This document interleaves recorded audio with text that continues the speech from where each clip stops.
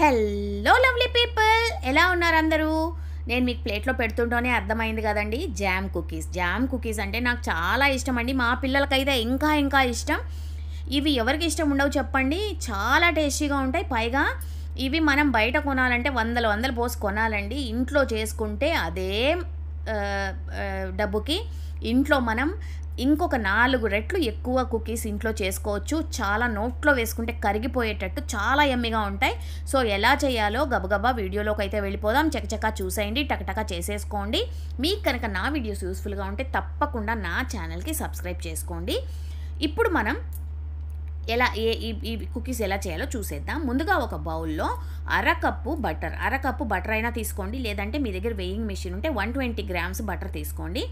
దీంట్లో మనం ఏం చేస్తామంటే 80 గ్రామ్స్ అంటే 80 గ్రాములు, లేదంటే పావు కప్పు చక్కెర పొడి చేసుకోండి. చక్కెరని దాన్ని దీంట్లో వేసుకోండి. ఎప్పుడైనా సరే బటర్ రూమ్ టెంపరేచర్లో ఉండాలి. రూమ్ టెంపరేచర్లో ఉంటేనే మీకు దీంట్లో బాగా కలుస్తుంది. చక్కెర బటర్ బాగా ఇలాగా ఒక విస్కర్ వేసి బాగా కలుపుకోండి. ఈ విస్కర్ పెట్టి కలిపేటప్పుడు ఈ బటర్ ఈ చక్కెర కలిసిపోయి చాలా క్రీమీగా చాలా బాగా ఇలా టెక్స్చర్ వస్తుందన్నమాట. మీరు ఎంత కలిపితే కుకీస్ అంత టేస్టీగా వస్తాయి, అంత ఎయిరీగా వస్తాయి అన్నమాట, అంత సాఫ్ట్గా వస్తాయి. సో ఇప్పుడు ఇది బాగా కరిగిపోయింది. చక్కెర బటర్ అన్నీ బాగా చక్కగా కరిగిపోయాయి అన్నమాట.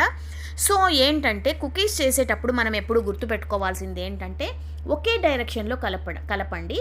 కుకీస్ ఎప్పుడు మనం కలిపేటప్పుడు ఒకే డైరెక్షన్లో కలిపితే మీకు మంచిగా వస్తాయి అన్నమాట కుకీస్.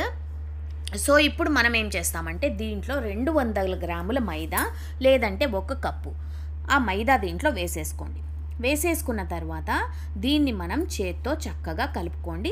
పూరీ పిండిలాగా వేసి గబగబా వేసి బండ మీద వేసి రుద్దినట్టు రుద్దకండి. చాలా సాఫ్ట్గా చాలా మెత్తగా దీన్ని కలుపుకోండి. ఎక్కువ గట్టిగా ప్రెస్ చేసి మనం కలిపేసామంటే కుకీస్ అయితే గట్టిగా రాళ్ళలాగా వస్తాయన్నమాట. సో మీరు నిదానంగా చేత్తో 5 వేళ్లతో నిదానంగా అలా కలుపుకోండి.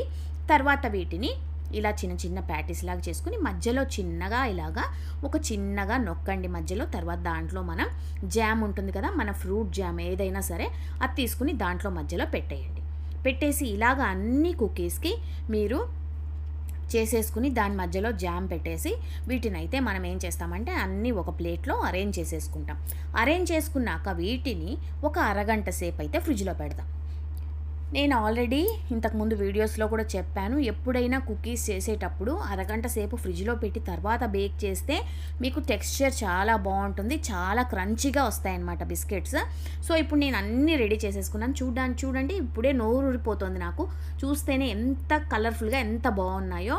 సో ఇవైతే మనం ఓవెన్లో బేక్ చేసేటట్టుంటే 180 డిగ్రీస్లో 20 మినిట్స్ బేక్ చేసుకోవాలి. 20 నిమిషాలు అయితే సరిపోతుంది.